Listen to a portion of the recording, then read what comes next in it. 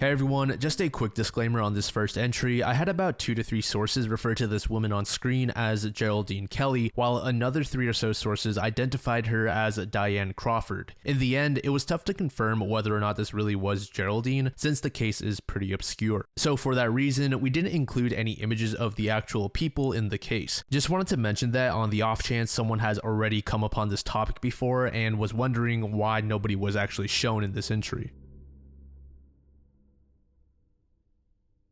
This first case might be conflicting to some listeners, but nevertheless, I think most people would understand the reasoning behind the actions. In Somerville, Massachusetts, lived a pair of high school sweethearts named Geraldine and John Kelly. They eventually married and settled in Ventura County, California. From the outside looking in, the couple appeared totally normal, and during their high school years, many friends and family said that the two looked like they would do anything for each other. However, this was in stark contrast to reality. Their marriage was plagued with domestic violence. Geraldine often found herself at the receiving end of John's physical abuse. In the early 90s, after enduring years of abuse, Geraldine shot John Kelly while they were living in Ventura. A single shot was all that was needed to end John's life. The exact date of the murder remains unclear, but the subsequent actions Geraldine took were carefully planned to ensure that nobody would ever find out about the crime. She placed John's body in a freezer in their garage, basically sealing away any evidence of what had happened. And it's strangely impressive that Geraldine was able to successfully keep this a secret for so long, but it's also quite disturbing.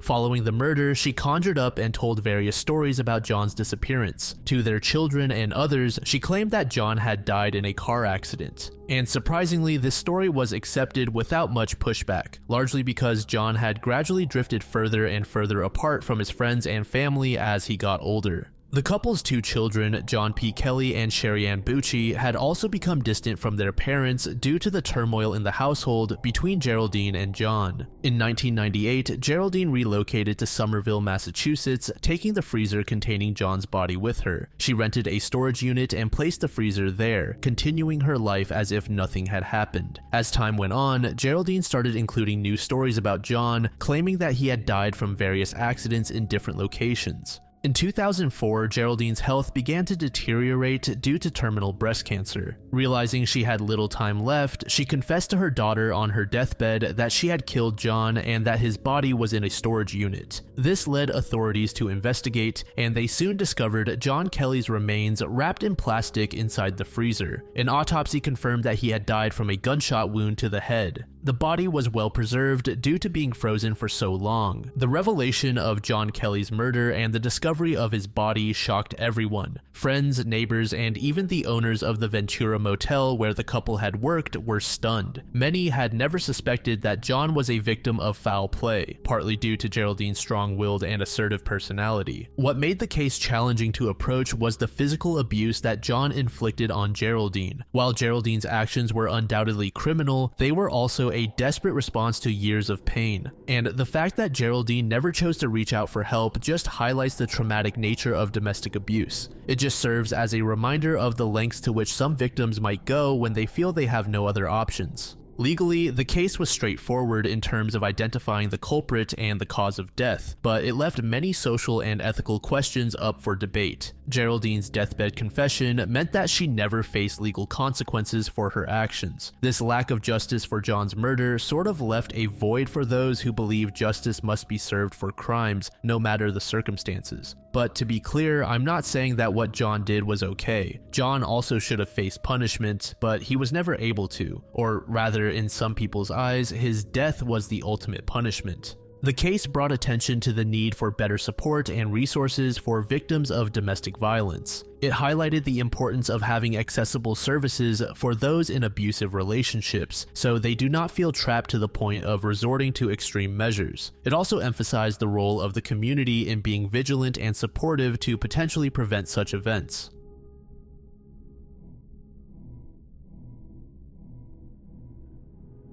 Belinda Temple was a special education teacher who loved her career at Katy High School in Katy, Texas. At the time of her death on January 11th, 1999, she was 8 months pregnant with her second child, and the circumstances around her death are not only brutal but also shocking. On January 11th, 1999, Belinda Temple was found dead in her home in Katy, Texas. The 30-year-old had died as a result of a wound from a 12-gauge shotgun. Her body was discovered in the master bedroom closet, lying face down in a pool of blood. Investigators initially suspected that this was a burglary gone wrong, as drawers were pulled out and items were scattered around. However, they later determined that the scene had been staged. Despite how the scene appeared, valuable items like jewelry were left untouched, and there were no signs of forced entry, or rather, there was a broken window that was also determined to have not been made for accessing the home. Authorities believe that this was a carefully orchestrated murder.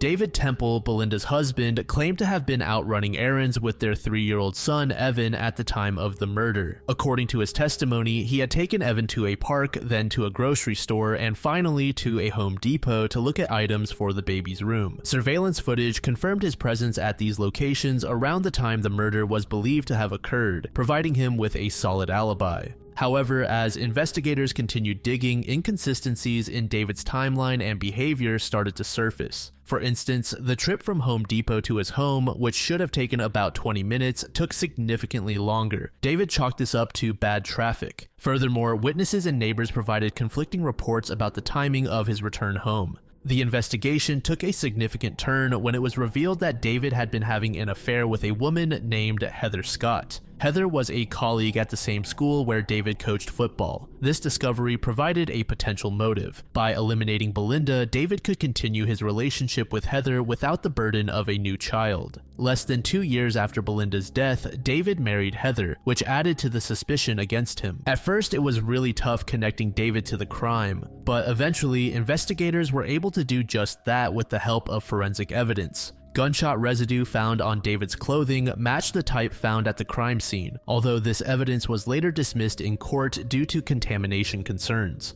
Nonetheless, the prosecution built a strong case around the motive and inconsistencies in David's statements. In November 2004, nearly 6 years after Belinda Temple's murder, David Temple was arrested and charged with her death. The arrest came after an extended investigation that uncovered crucial evidence suggesting that David was involved. During his trial in 2007, the prosecution argued that David took Belinda's life to avoid the responsibilities of having a second child and to pursue his affair with Heather Scott. The prosecution presented evidence suggesting that David had meticulously planned the murder. They argued that David staged the burglary to shift suspicion away from himself. Accounts from David's colleagues highlighted that he stated his marriage wasn't satisfying. The jury found David guilty of first-degree murder. He was sentenced to life in prison with the possibility of parole after 30 years. In 2016, David Temple's conviction was overturned by the Texas Court of Criminal Appeals. The court found that the prosecution had engaged in misconduct by withholding evidence that could have potentially exonerated David. This evidence included statements and information that might have led the jury to a different conclusion regarding David's involvement in the murder. As a result, a new trial was held and David was released on bond after spending nearly a decade in prison. The court's decision highlighted significant flaws in the initial prosecution's handling of the case. The second trial commenced in 2019. The prosecution maintained that David had a clear motive to kill his wife, pointing to his affair and the staged crime scene. The defense continued to argue that the evidence was insufficient to convict David beyond a reasonable doubt. David was once again found guilty of murdering Belinda. However, this trial ended at a standstill during the sentencing phase as the jury could not agree on the appropriate punishment. This led to a mistrial in the sentencing phase, meaning that another court processing was necessary to come up with an appropriate sentence for David. The pandemic caused significant delays in the process, postponing David Temple's sentencing trial multiple times. Finally, in April 2023, a jury determined David's sentence. The jury ultimately sentenced David Temple to life in prison for the second time. As of now, David Temple is serving his life sentence. However, his legal team is still looking for ways to appeal.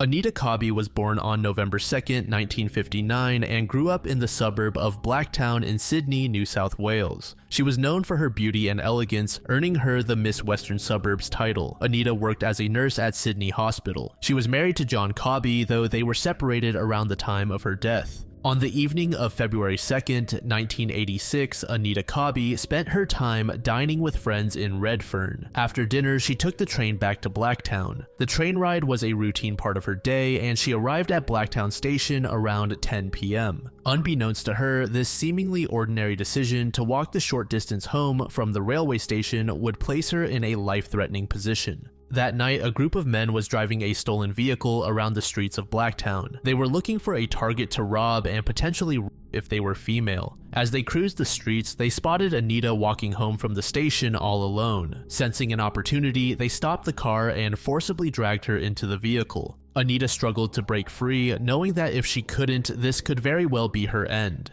But the group consisted of 5 men, so Anita was easily overpowered. The 5 men who were involved were John Travers, who was 18 years old with an already long history of criminal activity. His crimes included assault and animal cruelty. Additionally, he is considered to be the leader of the group. There was also 18-year-old Michael Murdoch, who had spent a large amount of his time in juvenile detention. The third member was Les Murphy, who was 22 years old. Les was known for his violent behavior and crimes. The last 2 men are Les's brothers, Gary and Michael Murphy. Gary was 28 and had a history of stealing cars. Michael Murphy was 33, and just like everyone else on this list, he also had a violent nature to him. The attackers drove around looking for a good place to stop. Eventually, they arrived at a secluded paddock located in Prospect. The area was isolated, so the group was confident that no one was going to stumble upon them. Witnesses later reported hearing screams in the area, but at the time, these cries for help were not linked to the crime taking place. Anita was subjected to horrific physical and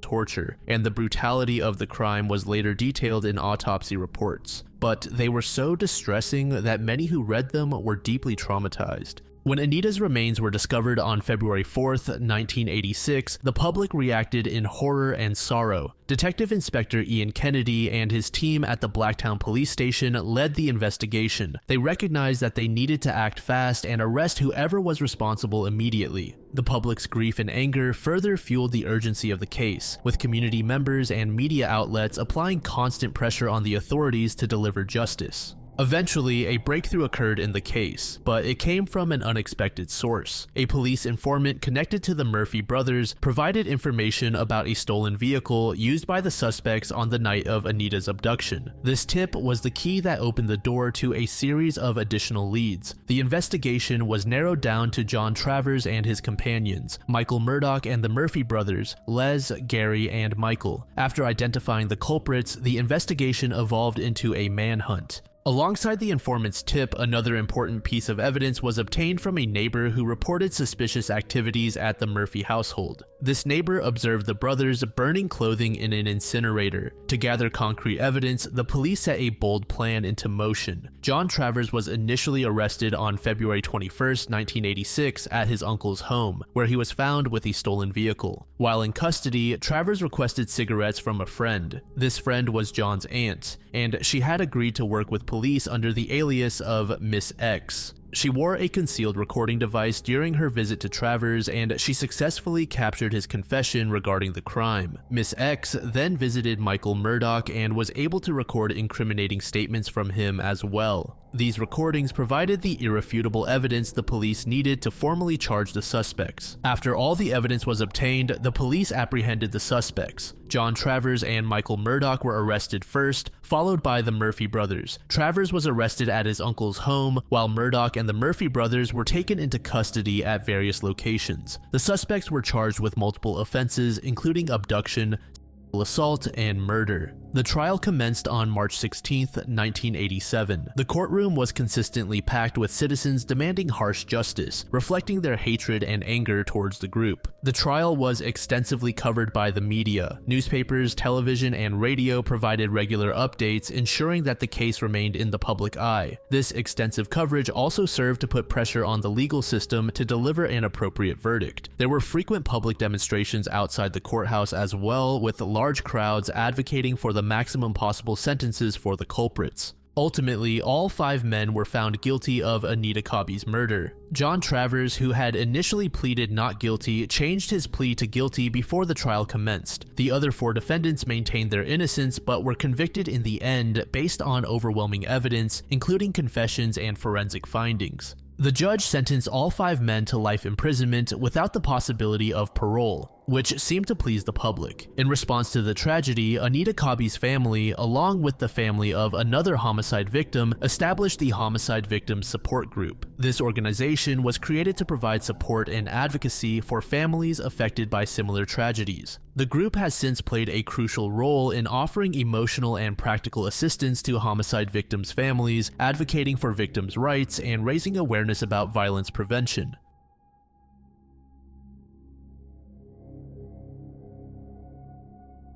Angela Spence Shaw, originally from North London, England, was described as a kind yet strong-willed woman. She lived in the US for many decades, but decided to settle in the town of Little Compton, Rhode Island. Angela, at 66, lived alone but was far from isolated. She found company by involving herself with the local community through her work and hobbies. Angela worked at a local greenhouse, which was perfect for her since she loved plants. Her community service included various charitable activities, making her a beloved figure in Little Compton. Angela's personal life was marked by numerous tragedies. She had been married twice, and both of her husbands had passed away. Despite these significant losses, Angela still maintained a kind attitude in her everyday life. And on May 30th, 1999, Angela's life would once again be met with tragedy. That day, she failed to show up for work at the greenhouse. Her absence was immediately noticed by her co-workers. Angela had never missed a day at the greenhouse before. Concerned, one of her co-workers decided to check on her at her home. Upon arrival, they found Angela's front door unlocked, which sparked immediate worry. The co-worker cautiously entered the house, calling out for Angela, but receiving no response. The eerie silence was soon broken by the sound of running water. Following the noise, the coworker found water overflowing from the upstairs bathroom. What they discovered next was something you'd see in a movie. Angela's lifeless body lay in the bathtub, wearing only a nightshirt. There were clear signs of a violent struggle. Angela had been brutally beaten and left in the tub. The police were called immediately, and they secured the scene for a thorough investigation.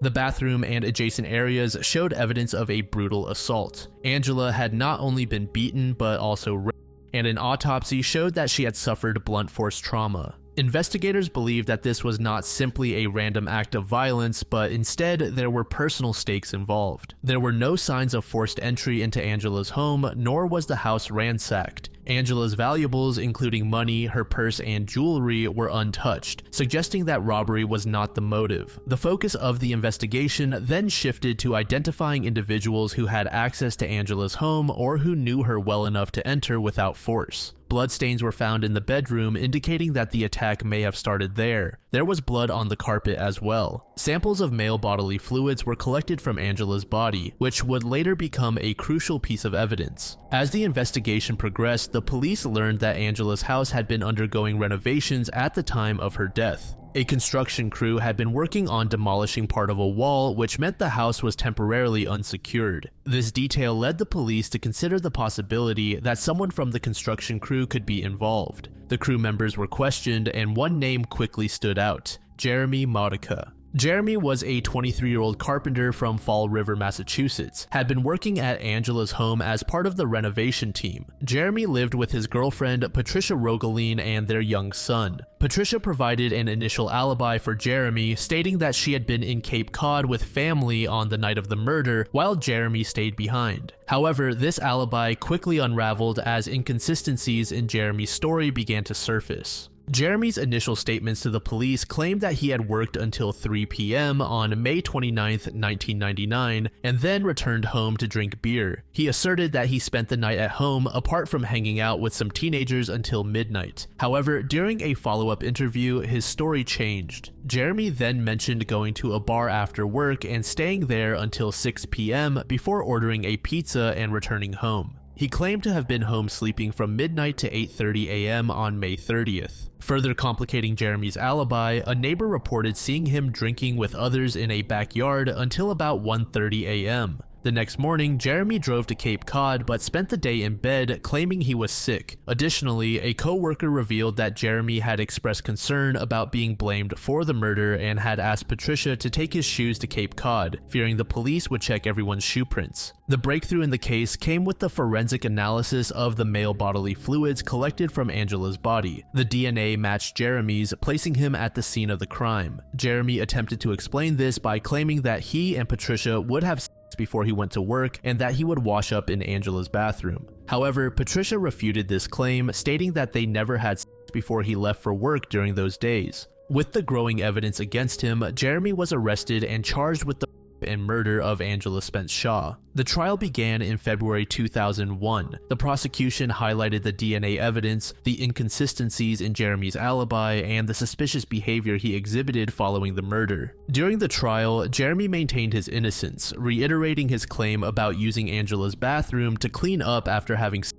with Patricia. However, Patricia's testimony contradicted this, and the jury found Jeremy's explanations unconvincing. The physical evidence and the circumstantial details pointed conclusively to Jeremy being the killer. The jury found Jeremy guilty of the rape and murder of Angela Spence Shaw. He was sentenced to life in prison without the possibility of parole, ensuring that he would spend the rest of his life behind bars. Even after his conviction, Jeremy has continued to challenge the verdict. He has filed multiple appeals and motions for post-conviction relief, arguing that procedural errors during the trial compromised the fairness of the proceedings. These appeals have included claims of ineffective assistance of counsel, improper handling of evidence, and alleged misconduct by the prosecution.